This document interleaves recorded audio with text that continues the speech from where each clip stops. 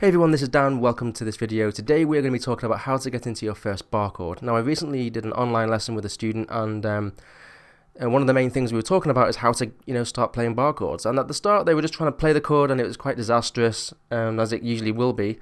But we then went through a step-by-step process that we basically built on some starting blocks and went from there, okay? And by the end of the lesson they were easily able to play this chord and I was quite surprised.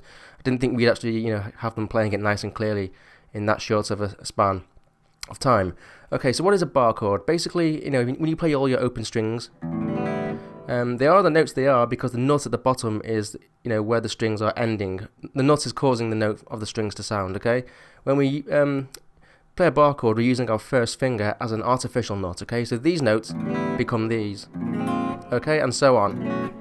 And then we place our other fingers in front of that to get the desired chord that we want, okay? That's all a bar chord really is. And an F chord that we're going to be talking about today is basically an E chord, but using the artificial nut, moving all our fingers to the right here if you're right-handed, and then placing the finger down as the artificial nut, or the bar. So getting into an F chord, first thing I want you to do, place your first finger on the first fret of the low E, getting that note, of course, the F note. But as you do this, I want you to also try to lie your finger kind of across the rest of the strings. Don't worry about pressing them down. We're not going to be thinking of this as a bar chord as such right now. So when we play the F note and have the finger lying across, you want it kind of touching it maybe in between the pad of your finger and the side, slightly lying across the strings. Don't worry about pressing them down. So you might just get this sound if you to play those strings on their own. Okay? That sort of thing. A muffled, bunch of nothing really, which is fine. We just want it in that position for now as a basic thing. So we played that F note there. Now what I want you to do, the next step, is to use your third finger, bring it over to the third fret on the A string, okay, and try and play that note with it. Okay, now this might even prove to be a bit of a hurdle for some people. This on its own can feel like a bit of a stretch if you're not used to this sort of thing, because obviously the frets are the widest down this end of the guitar and also we're playing on the lower strings. Combine those two things and it tends to give people a bit of an issue, but you just take your hand off, give it a bit of a shake around, put your first finger back on and then your third finger. And keep on doing this, okay? Shake your finger around, come back. And the more you do this, over time you'll realise you'll get a little bit faster at this. So again, starting blocks. Just these two notes. Take your hand off. Keep going. But when you're more comfortable with this, then what I want you to do, you play those two notes. Your little finger should be free here. By the way, you don't really want your little finger to be down here. That's a sign of tension. You kind of want to try and be conscious of bringing your little finger up here somewhere, just kind of over the frets. But when you've got used to that, those two chords, that power chord there, then try to put your little finger on the third fret underneath the third on the D string, okay? So now we've got that power chord with the octave.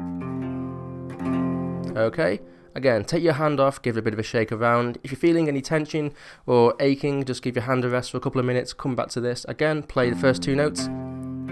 Try and put your fingers on in this kind of order, okay? First finger, third, and then fourth. The longer you do this, the more you get used to it.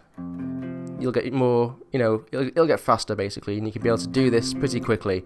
Once you get used to that, again, play those three notes again, and then we now want to put this fourth finger, which is actually the second, but the fourth order, if you know what I mean. So it's the second finger on the second fret of the G, okay? So we've now got this note, which creates the colour of the chord. It makes it the major, okay?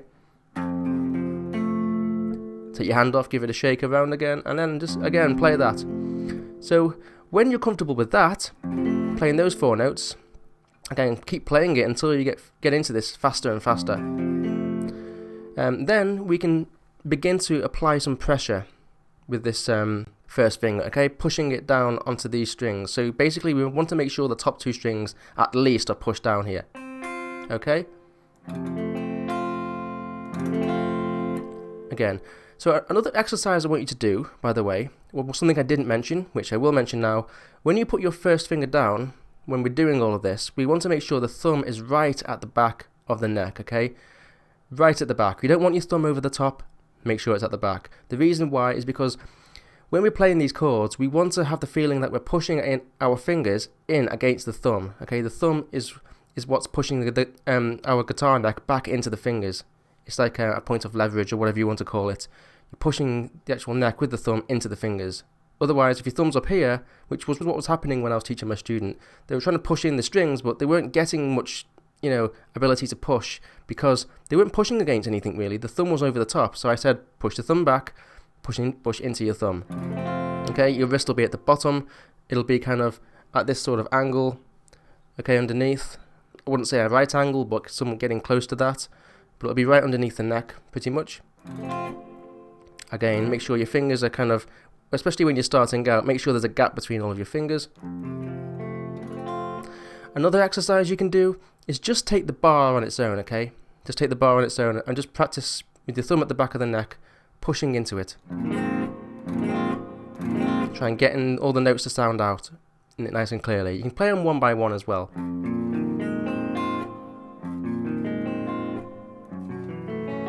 When you're used to this, by the way, you can then move it around.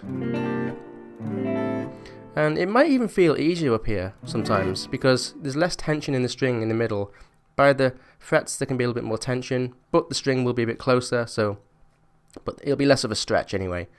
So you can try to move this chord up and down the neck when you get used to it. Also, once you know this major chord, by the way, so this is a major version of a bar chord, your basic major chord. If you take all your fingers and bring it down a string, so we're starting on the A string instead of the low E. When I say down, I mean literally as we're looking. Really, we're going up on the strings, we're ascending the strings, but we're going downwards this way. Start on the A string, using exactly the same shape, trying to keep all our fingers together where they were. You just basically shift them from the string they were on to the one below it, okay? Now we have the first fret of the A, then the third of the D, third of the G, second of the B, and then the first of the high E.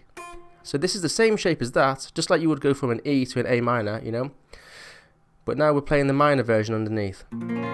Okay, so this is B flat minor. First one was an F major. So you can practice going between those two chords. And there you have it. You have your two basic bar chords, your major version and your minor version. They're probably the first two bar chords that you want to use. So hopefully you followed those steps and it was helpful to you. I will see you in another video. Thanks for watching. Give us a like if it did help you, and take care everyone.